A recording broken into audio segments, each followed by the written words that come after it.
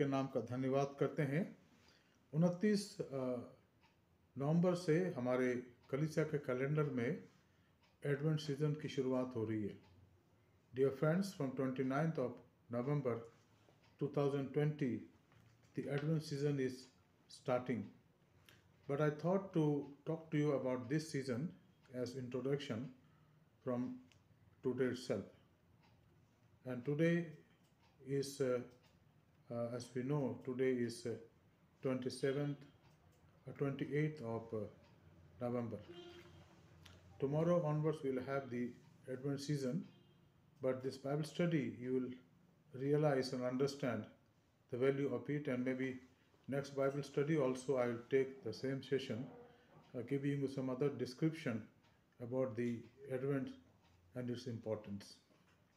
प्रिय मित्रों, आज 28 नवंबर का दिन है और आज और आने वाले बाइबल स्टडी में हम इसके बारे में थोड़ा देखेंगे और फिर हम एडवेंट सीजन के खास उन विषयों पर ध्यान देंगे जो हमारे लिए अत्यंत आवश्यक है। जो पाठ हमारे लिए आज ठहराया गया वो पाया जाता है तीमुथियुस की पहली पत्री उसका 3रा अध्याय उसके 16 पद हम देखेंगे। एक पद में इस बात को समझाया गया है और ये कहा गया है कि एडवेंट जो है हमारे जीवन में भक्ति का भेद है। इसको भक्ति का गंभीर भेद कहा गया। This has been clarified as the mystery of godliness, the great mystery of godliness. And as we study this great topic during these days, including during Sundays also, because we have 4 Sundays, that is 29 and 6th and then 13th and 20th of December, which are called Advent Sundays. There are 4 Sundays in Advent period, and that starts on 29th of November. And I hope that we'll definitely try to understand the meaning of Advent in our lives. It's not only that Jesus coming into this world and dying on the cross, but there has been preparation. And during the studies of ours, as we have this one day after evening Bible study, we'll study some of the very important teachings of the Word of God about the Advent season. And I understand and I believe that as we study this very important topic, we just concluded the book of Philippians, and from today we'll see very important subject about the advent of Jesus Christ. In fact, in the church calendar there are 2 main seasons. One is the season of Advent, where Jesus manifested himself, and the second is the Lenten season, where Jesus prepared himself for the death on the cross, and then he was resurrected from the dead after he died on the cross on the 3rd day. And therefore all these teachings has great value in our lives. And today we'll see some of the very important things. But before we see that, I like to read few verses from different places which talks about the Advent. Let's see about this in 1 Corinthians chapter 2. 1 Corinthians chapter 2, and I read from verse 1 onward. हम पढ़ेंगे यहाँ से पहला कुरिन्थी उसका 2रा अध्याय उसके 1 पद से 4 पद तक, जहाँ पर इसको समझा गया है। हे भाइयों, जब मैं परमेश्वर का भेद सुनाता हुआ तुम्हारे पास आया तो शब्दों या ज्ञान की उत्तमता के साथ नहीं आया, क्योंकि मैंने यह ठान लिया था कि तुम्हारे बीच यीशु मसीह वरन क्रूस पर चढ़ाए हुए मसीह को छोड़ और किसी बात को ना जानूं।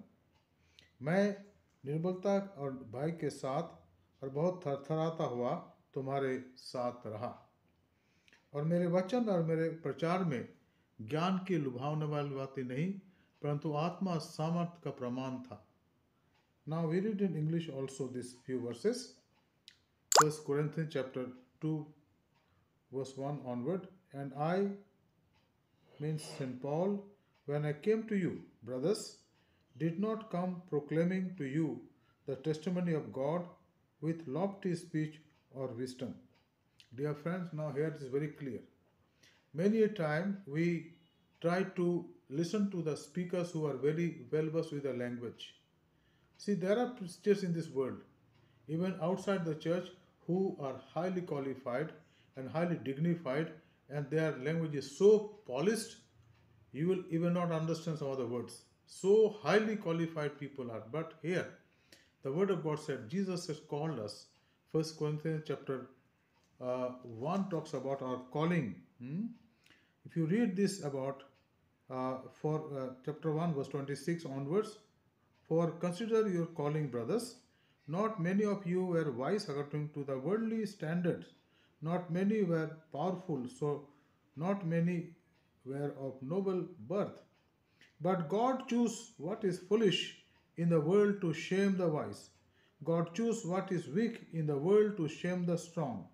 God chose what is low and despised in the world, even things that are not, to bring to nothing that are. अब अगर हम उसके बुलाए जाने के बारे में सोचें, हम खासकर जो उसके सेवा में आज अपने आप को पाते हैं, और हमारे पास मित्रों कोई ऐसी बड़ी योग्यता नहीं है।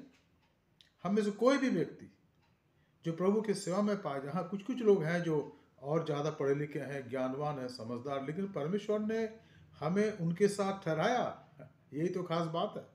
We have been called to work with them, along with them in the same platform, the platform of His love and on His cross that He gave His life. This is a ministry. It is not a platform where our eloquence is tested, because that is in Him that we are here. And that is why St. Paul talks about very clearly.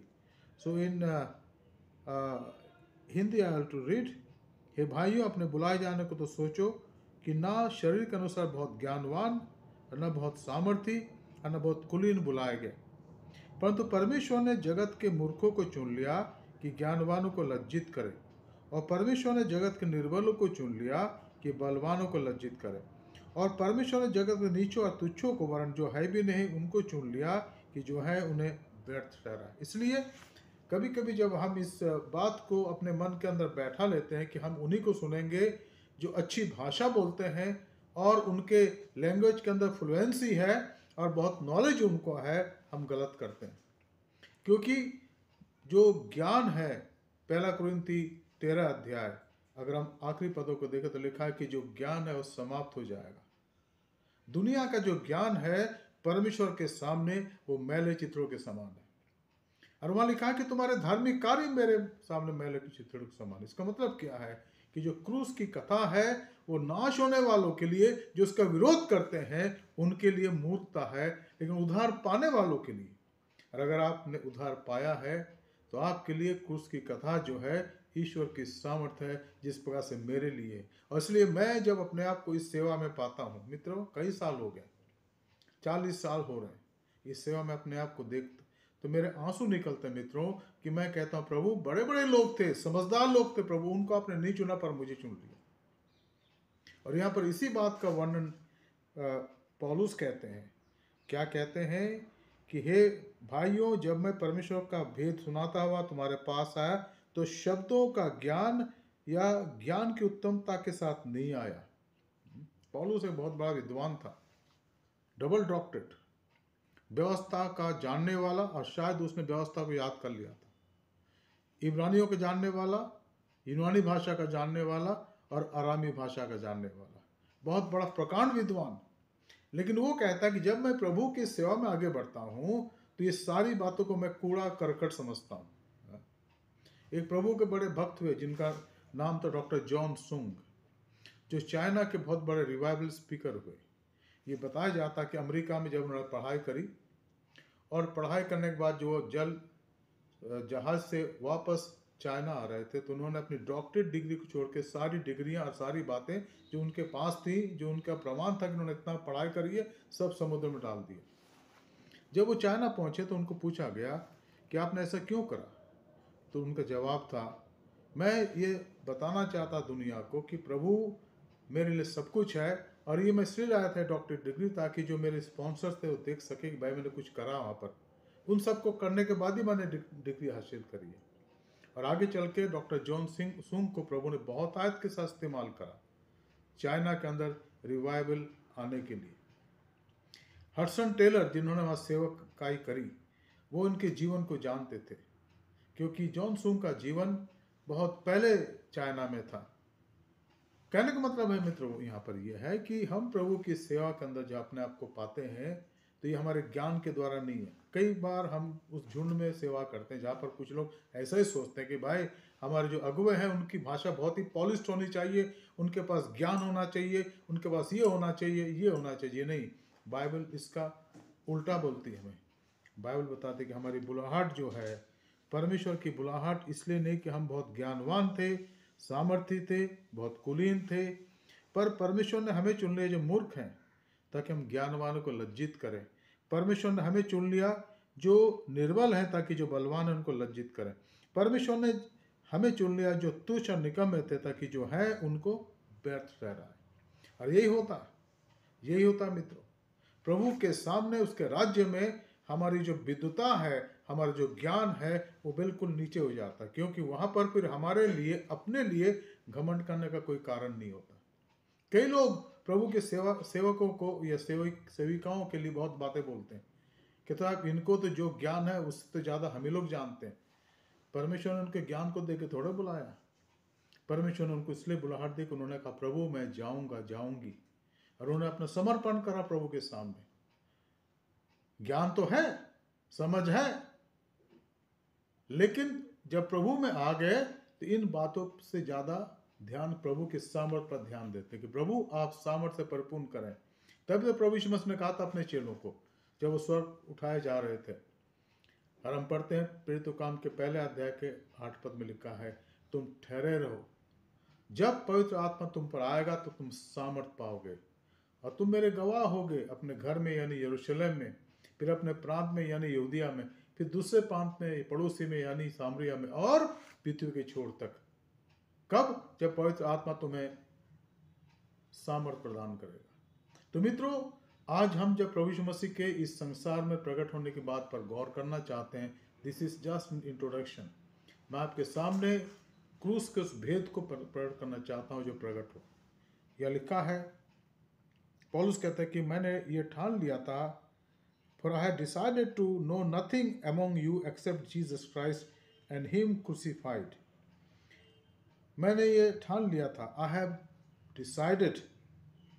decided to only proclaim the cross of Jesus Christ and him crucified. यही हमारे इस संसार में सेवकाई का मूल मंत्र है। इसीलिए लोग आशीष पाते हैं मित्रों, नहीं तो नहीं पाएंगे आशीष। अगर मैं आपके सामने खड़ा हुआ किताब देख करके और अच्छे नोट्स लिख करके बोलता रहूं, कितने आशीष पाए? कहे भाई वो तो हम भी कर सकते हैं, लेकिन वहां पर परमेश्वर का ज्ञान जो हमें देता है और इल्हाम प्रकाशन जो हमें देता है, उस समय भी देता है, उसका बखान करते लोग आशीष पाते हैं, लोग आशीष पाते हैं। ये सच्चाई है, और इसी का वर्णन यहाँ पर पौलुस करते हैं। वो कहते हैं कि क्योंकि मैंने ये ठान लिया था कि मैं तुम्हारे बीच यीशु मसीह वरन क्रूस पर चढ़ाए हुए मसीह को छोड़ा किसी बात को ना जानूं। ये दूसरी मुख्य बात यहाँ पर हम देखा, क्योंकि मैंने ठान लिया था, I have determined that I will only preach Christ crucified and his resurrection. Because here is a experience of detachment from the worldly knowledge, detachment from our all connection, from our all eloquency, our adequacy. We try to detach ourselves, and it doesn't happen once all of a sudden. It happens gradually, because we are transformed into his image gradually. The more I nullify myself, I experience in me the image of God.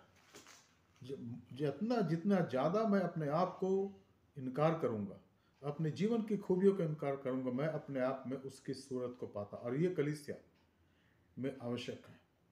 प्रभु ने कलीसिया को आशीषित करा है ऐसे लोगों के कारण जिन्होंने प्रभु के स्वभाव को जानना देखना चाहा, प्रभु के चरित्र को अपने जीवन के अंदर ढालना चाहा, वो लोग हैं जो प्रभु के इच्छा को जानकर पूरी करते हैं. And therefore we need to know as we are preparing ourselves for this blessed season of Advent. तीसरी बात यहाँ लिखा, तीसरे पद में, मैं निर्बलता और भय के साथ और बहुत थरथराता हुआ तुम्हारे साथ रहा. मेरे वचन और मेरे प्रचार में ज्ञान के लुभाने वाली बातें नहीं, परंतु आत्मा और सामर्थ का प्रमाण था. He says here very clearly what he says here, and I was with you in weakness and in fear and much trembling, and my speech and my message were not in polishable words of wisdom, but in demonstration of the Spirit and the power. वो कहते हैं यहाँ पर कि मेरे वचन में, मेरे प्रचार में परमेश्वर की सामर्थ, आत्मा की सामर्थ का वो प्रमाण था. और इसी उद्देश्य से हम इस सीजन को की शुरुआत करें. मित्रों, इस साल बहुत कठिन है. मुझे आज के जो प्रतारों को देखता तो मैं नहीं जानता, और दिसंबर में शायद हमें घर में बैठना पड़े, क्योंकि कुछ माहौल ही ऐसा हो रहा. हमारी सरकार ने पहले 100 कहा, अब उन्होंने कहा 50 लोग आ सकेंगे. तो 50 लोगों की जगह अगर 25 ही आए तो फिर चर्च में आके क्या कर सकते हैं? हम घर में आराधना करेंगे. इसका मतलब इस बार जो एडवेंट सीजन होगा, बड़े दिन का सीजन होगा, वो दुनियावी एतबार से बहुत ही साधारण रहेगा. हम सब कुछ अपने घर में ही करें, शायद सबके साथ ना माना पाए. और ये ईश्वर की मर्जी है. बिना ईश्वर की मर्जी के शायद हमारे चर्च में, हमारे कॉन्फ्रेंस में, हमारे समाज में कुछ ऐसा नहीं हो रहा. हाँ, अभी एक जोक मैंने पढ़ी. जोक में लिखा था, शैतान इतना खुश हो रहा है, अब प्रभु को कह रहा है, प्रभु देखा मैंने आपके लोगों को चर्च से बाहर कर दिया, चर्च बिल्डिंग्स खाली हो रही हैं. प्रभु उत्तर देता है, शैतान तुम इस बात को नहीं जानते हो कि जब चर्च की इस बिल्डिंग में कम लोग आते थे, जो नहीं आते तो घर में बैठे रहते, अब मैंने ऐसा कर दिया कि सब लोग अपने घर में आराधना कर रहे हैं. मेरे आराधकों की भीड़ जो चर्च में नहीं हो पाती थी, अब घर घर में हो गई है. शैतान चुपचाप चला गया. और सच्चाई है मित्रों, आज जितनी बाइबल स्टडी हमने शायद पिछले 5 सालों में नहीं करी, इन 9 महीने में कर लिया. घर में बैठ करके हम वचन को पढ़ते हैं, उपासना करते हैं, उपवास करते हैं, और प्रभु हमसे बातचीत करता है. अरे यही तो वो चाहता है, यही चाहता है, यही चाहता है. इसी के लिए यीशु ने प्रभु के लोगों से कहा था, यीशु की किताब 1 अध्याय 8-9 पद, व्यवस्था की पुस्तक तेरे चित्त से कभी न उतरने पाए, इस पर रात दिन ध्यान करना. यही तो हो रहा है, क्योंकि अगर तू ऐसा करे तो तेरे सब काम सफल होंगे, तू प्रभावशाली होगा. यही तो हो रहा है. आज आप घर में बैठे लेकिन आप प्रभावशाली हैं, क्योंकि आज आप प्रभु के वचन को ज़्यादा पढ़ रहे हैं. इसके बनस्पत की जब चर्च में आते थे, हम चर्च में आते थे, भाई वहाँ पादी साहब बोल रहे हैं, हमने सुन लिया, गाना गा लिया, प्रार्थना कर ली, चले गए हेलो हाई करके. लेकिन अब ये मौका आपके लिए है और आप घर में बैठे हैं. ये हमारी आराधना तो 1-1.5 घंटे 2 घंटे की होती है, लेकिन आप घर में बैठे हैं और आपके पास समय है, आप वचन को पढ़ सकते हैं. और प्रभु यही चाहता है. और एक और बात प्रभु और चाहता है कि आप बाइबल के सब नामों को याद करिए और वचन को सिस्टमेटिक रूप से पढ़िए. प्रभु आपसे बात करेगा. क्या पता आने वाले दिनों में ये बाइबल की किताब जो है हमारे हाथों में ना रहे. जो कुछ हम यहाँ याद करेंगे वही हमारे पास होगा. इसलिए प्रभु ने मौका दिया, और शायद ये एक नबूवत के रूप में है. इसको याद रखिएगा मित्रों. मैं नहीं जानता कि प्रभु ये कहला रहा है कि हम अब अपने घरों में जब हैं, बाइबल की किताबों को याद करें, बाइबल के वचनों को पढ़ें और उसको आत्मसात करें, कंठस्थ करें, याद करें. कल शायद इसकी आवश्यकता में ज़्यादा पड़ेगी. तो हमें इस बात को समझने जानने की आवश्यकता है. अब यहाँ पर पौलुस इस बात को स्पष्ट करता है, और एक बात और यहाँ वो कहता है, इसलिए कि तुम्हारा विश्वास मनुष्यों के ज्ञान पर नहीं परंतु परमेश्वर की सामर्थ्य पर निर्भर है. हमारा जो विश्वास है ना, वो मनुष्य के ज्ञान पर नहीं. ओ pastor, we have certain people who speak so politely and so nice language, polished language. And you need to also polish your language. God has not called me to polish my language. Of course, that is my duty, my responsibility, so that I can correct my mistakes. I learn good language. But by learning the language, polishing my language, is not the criteria that I please the Lord. Then how I please the Lord? By obeying Him. By obeying Him day by day. And when I do that, He is happy through my life. And then when I go to heaven, I stand before Him, He's not going to ask me again and again, bring me the reports, what work you have done, your achievements. What He will say? How many people are here who are standing before me just because of your witness? That is the criteria. And am I doing that work? क्या मैं ऐसा कर रहा हूँ? मैं ये कह रहा था कि जब मैं यहाँ से वहाँ जाऊँगा प्रभु के पास, या आप जाएंगे, प्रभु हमसे नहीं कहेगा भाई सारे रिपोर्ट ला के मेरे पास जमा करो, ताकि मेरे फरिश्ते जो है, संत लोग जो है, रिपोर्ट को पढ़े और देखे कि कितने अच्छे अच्छे काम हुए, कितने अच्छे प्रोजेक्ट किए। वो जरूरी है दुनिया के लिए, वहाँ नहीं। वहाँ क्या मांगा जाएगा? कितने लोग मेरे सामने खड़े हैं जो तुम्हारे प्रचार के कारण, तुम्हारी गवाही के कारण मेरे पास लाए गए। और उसके लिए हमें आज की तैयारी की आवश्यकता, इस वक्त तैयारी की आवश्यकता। और पौलुस कहता है इसलिए तुम्हारा विश्वास मनुष्यों का के ज्ञान पर नहीं, पर परमेश्वर की सामर्थ पर आधारित हो। अब हम वापस अपने टेक्स्ट में आएंगे जो मैं यहाँ पर आपके सामने रखना चाहता हूँ। अब यहाँ लिखा है पहला तीमुथियुस 3 अध्याय 16 पद से, जिसको हम देखेंगे। 16 पद को देखेंगे आज, क्योंकि यहाँ पर प्रकट होने के बारे में बताया गया। ही रिवील्ड हिमसेल्फ। यहाँ लिखा है, इसमें संदेह नहीं कि भक्ति का भेद गंभीर। अब भक्ति के भेद को आज हम देखेंगे। भक्ति का भेद क्या है, क्योंकि यही हमारे लिए प्रकट हुआ।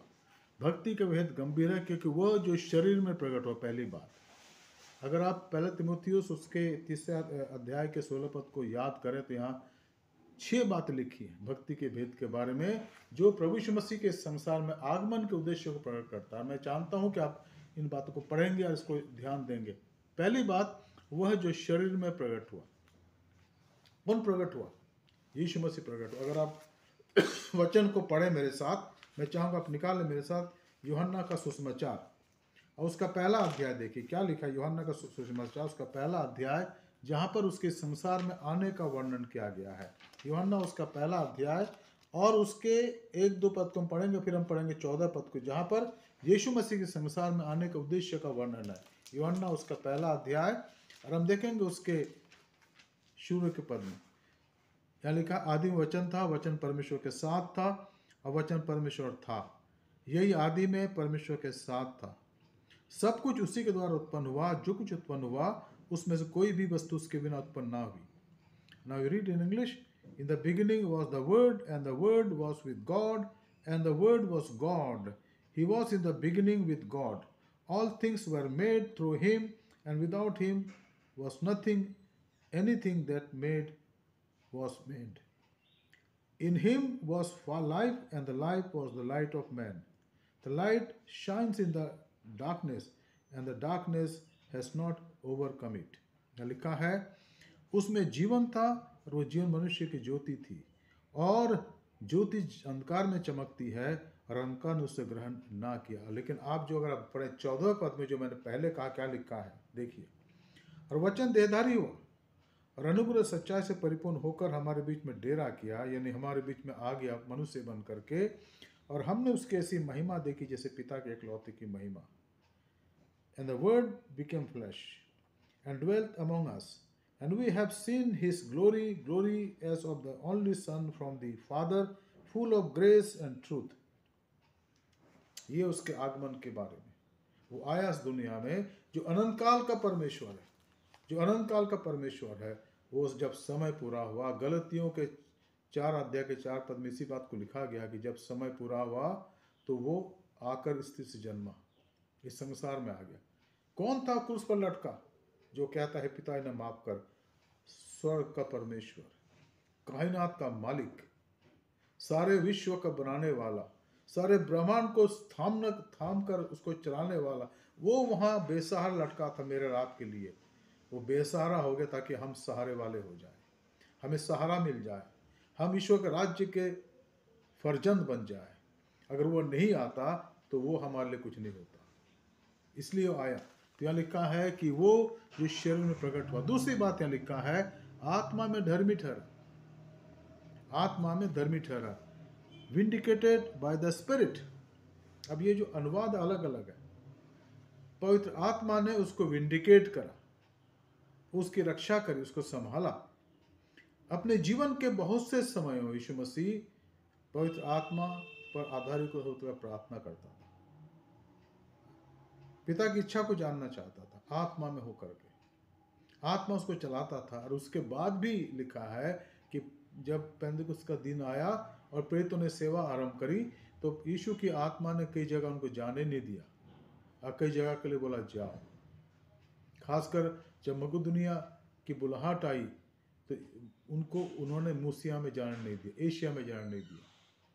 तो यीशु की आत्मा ने यीशु को विंडिकेट करा है। लिखा है, हिंदी का अनुवाद थोड़ा सा अलग है लेकिन अंग्रेजी में लिखा है, he was vindicated by the spirit. पवित्र आत्मा उसके साथ था, चारों तरफ बाड़ा बांधे कि वो उसको संभालता था, क्योंकि वो उसकी इच्छा के अनुसार चलता था। तीसरी बात, स्वर्गदूतों को दिखाई दिया, सीन बाय द एंजल्स। लिखा है जब 40 दिन और 40 रात उपवास करता रहा और उसको भूख लगी और उसने शैतान को परास्त किया, 3 परीक्षाएं आई। अगर तू भूखा है तो रोटियों को कह दे कि ये पत्थर रोटियां बन जाए। और परीक्षा ये थी कि ये सब कुछ जो तू देखता है मैं तुझे दे दूंगा, तू मुझे दंडवत कर। और एक परीक्षा और ये थी कि तू सामर्थ्य अपने आप को समझता है, इस कंगारू पर से नीचे उतर जा, उछल जा। लिखा है तेरे दूत उसको तुझे संभाल लेंगे। यीशु ने कहा है, शैतान तू मेरी परीक्षा ना कर। लिखा है अपने ईश्वर की परीक्षा ना कर।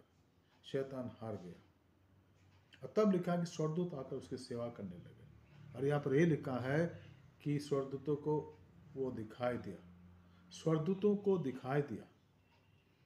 स्वर्गदूत स्वर्ग में जहाँ वो बैठा है उसको निरंतर देखते हैं, निरंतर देखते हैं।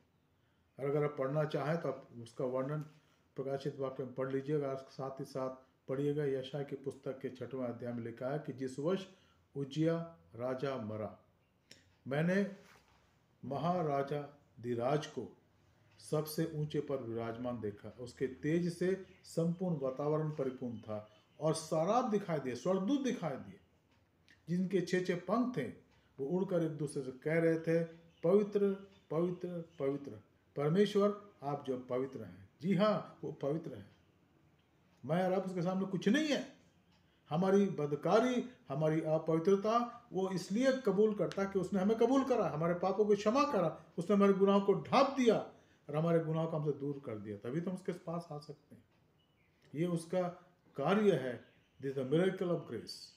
स्वर्गदूतों को दिखाई दिया और आज भी दिखाई देता और हमेशा देखा कि स्वर्गदूत उसके सामने रहते हैं। यह लिखा है, ही सीन बाय द एंजल्स। जब वो दुनिया में आया तो स्वर्गदूत उसके आसपास होते थे। दिखने के लिए तो अकेला घूमते थे अपने चेलों के साथ और शुरू में अपने माँ बाप के साथ नासरत में रहे। लेकिन जब 3.5 साल तक की सेवकाई हुई तो कहते हैं, दुनियावी रूप में वो कहते हैं कि लोमड़ियों के भट्ट होते हैं, आकाश के पक्षियों के घोंसले होते, पर मनुष्य पुत्र के लिए सर रखने की जगह नहीं है। लेकिन तब भी उस हालत में भी स्वर्गदूत उसके साथ होते थे, क्योंकि वो पिता की इच्छा को पूरी करने के लिए आए थे। चौथी बात, भक्ति के भेद के बारे में, अन्य जातियों में उसका प्रचार हुआ। अन्य जातियों में प्रचार हुआ, क्या मतलब है? यहाँ 2 प्रकार की जातियां हैं, वो जो व्यवस्था वाले हैं और वो जो व्यवस्थाहीन लोग हैं। तो यहाँ जो अन्य जाति का शब्द है वह है व्यवस्थाहीनों में उसका प्रचार हुआ। क्यों? क्योंकि व्यवस्था के द्वारा व्यवस्था को मानने वाले धर्मी ठहरना चाहते हैं, पर जो व्यवस्था के द्वारा नहीं है वो अधर्मी ठहरेंगे। जी नहीं, परमेश्वर का प्रेम उन्हें यीशु मसीह के कारण धर्मी ठहराता है। असली लिखा है रोमियो के 1 अध्याय के 14, 15, 16, 17 पद में कि विश्वास से धर्मी जन जीवित रहेगा। And we read here very clearly that he was proclaimed among the nations. He is proclaimed among the Gentiles, among the nations. Because he is the only truth. There is no other truth. You talk about anything and any dogma, any theory, any philosophy, nothing is in the level of Jesus Christ. Because he came from heaven. It's not the worldly knowledge that has sprung from this world. Today we have a lot of knowledge, technological knowledge, scientific knowledge, and economical knowledge, what not. Everything is full of knowledge, full of knowledge. But this knowledge will one day will perish.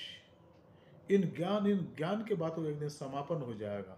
तभी तो लिखा है कि अगर ज्ञान है तो मिट जाएगा, भाषा है तो जाती रहेंगी, लेकिन ये प्रेम जो प्रकट हुआ संसार में, स्वर्ग से वो राज्य करेगा अनंत काल तक. वो जो सेवा करने के लिए आया, उसने कहा पतरस तो इसके महत्व को नहीं समझता, आज एक दिन समझेगा. और लिखा है मत्ती के 20 अध्याय के 28 पद में कि मनुष्य का पुत्र इसलिए नहीं आया कि उसकी सेवा टहल की जाए, पर इसलिए आया कि वो सेवा टहल कर और बहुतों को छुड़ौती के लिए अपने प्राण को दे दे. He came to serve and not to be served, because he is proclaimed among the Gentiles today. And what people want to see today in our lives, the servanthood of Jesus Christ, that we want to follow Christ faithfully, and that is the meaning of his coming to this world. That's the meaning of Advent. Why Advent? Because the Most High God, who created everything, emptied himself and came into this world. पांचवी बात, जगत में उस पर विश्वास किया गया. Believed on in the world. लोगों ने विश्वास करा. और आज सबसे ज़्यादा इस पेंडेमिक में जो अगर लोगों के अंदर जो आत्मिक खोज है, वह है यीशु मसीह को जानो. Know Jesus Christ. People are confessing their sins today in marketplaces openly, in the church buildings openly, and in their homes openly. And whom they're asking, whom they're requesting to forgive their sins? Lord Jesus Christ. Because he's the only real God who came from heaven, descended from heaven, and lived in this world for 33 and a half years.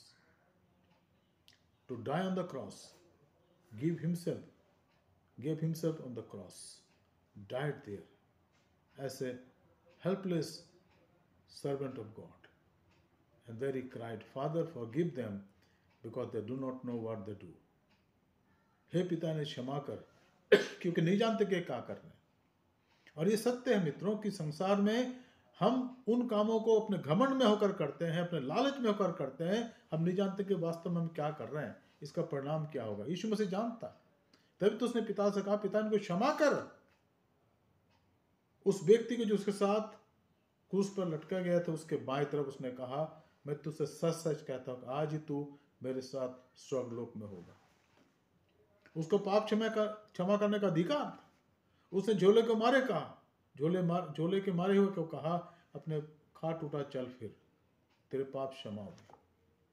केवल उसी को अधिकार है क्योंकि वो हमारे दिल को जानता है. उसने हमें बनाया और उस पर लोग जब विश्वास करते हैं जीवन पाते हैं. क्या आपने ऐसा करा है मित्रों? क्या आपने यीशु मसीह पर विश्वास करा है, जीवन प्राप्त किया है? और आखिरी बात है, और महिमा में ऊपर उठा लिया गया. He was taken up in glory. That was his ascension. हम पढ़ते हैं प्रेरितों काम की पुस्तक में. मैं इस हवाले को आपके सामने पढ़ना चाहूँ. देखिए, बहुत ही अच्छा वर्णन यहाँ पर है. प्रेरितों काम उसका पहला अध्याय निकाले मेरे साथ, और यहाँ पर प्रभु यीशु मसीह के स्वर्गरोहण का वर्णन किया गया.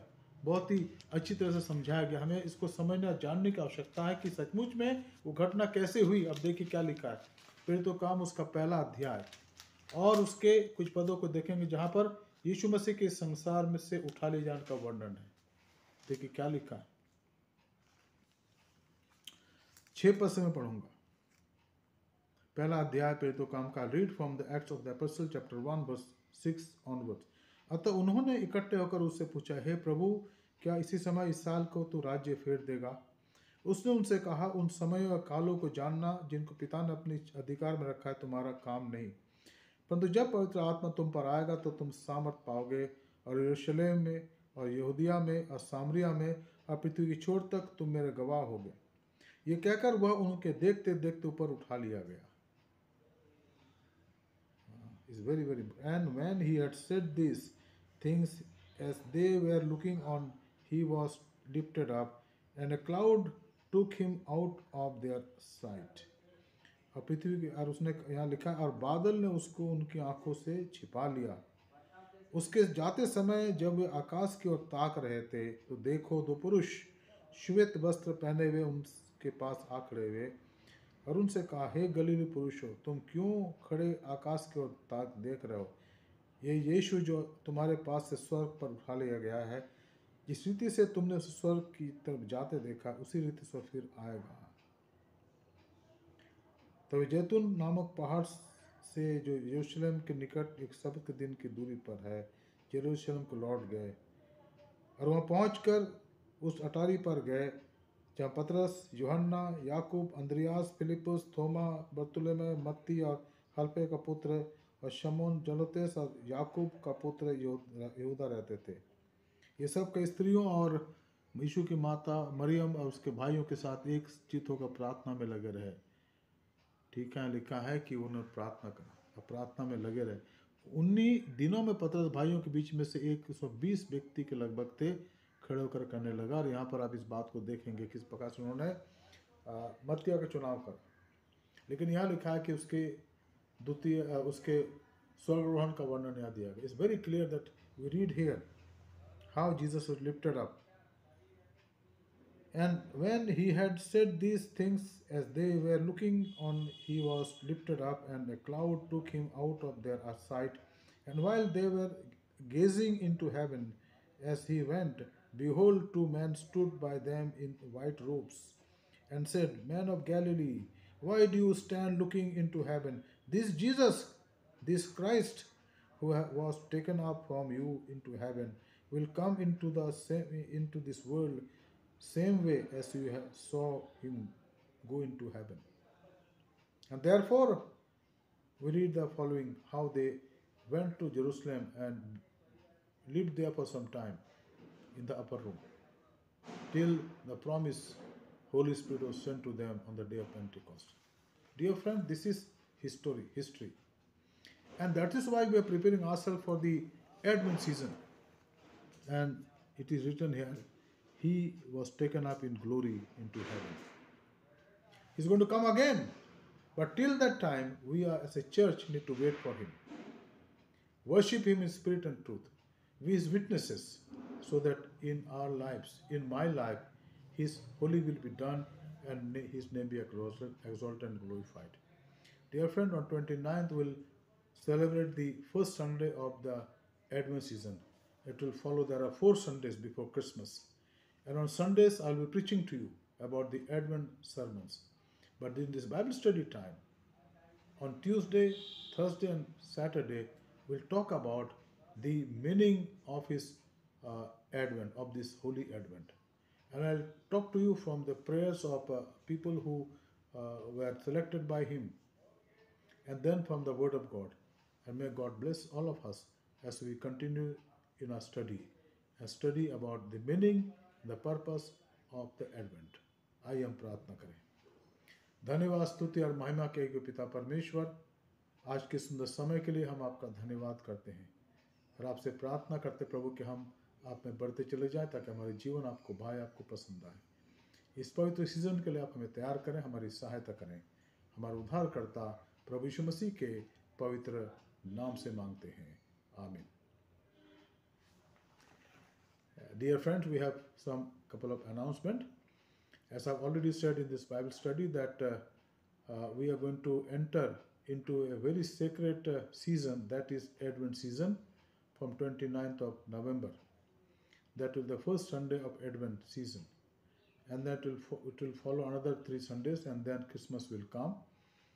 So you are invited to participate in this Bible study every evening, every alternate evening. That is on Tuesday, Thursday and Saturday at 7 o'clock we'll have the Bible study. Friends, we do not know the situation now. One side there is pollution in Delhi, and other side is a pandemic problem. We do not know when we'll come and worship the Lord here in the church. But as I said in the message today, in the Bible study today, that God has given us ample time in our homes to study the Word and to worship Him and grow in the Lord. Also, Every Sunday we have Sunday school at 4 o'clock, MWIFE meeting at 2 o'clock, and WCS meeting every Saturday, second Saturday, all by Zoom. So please remember this.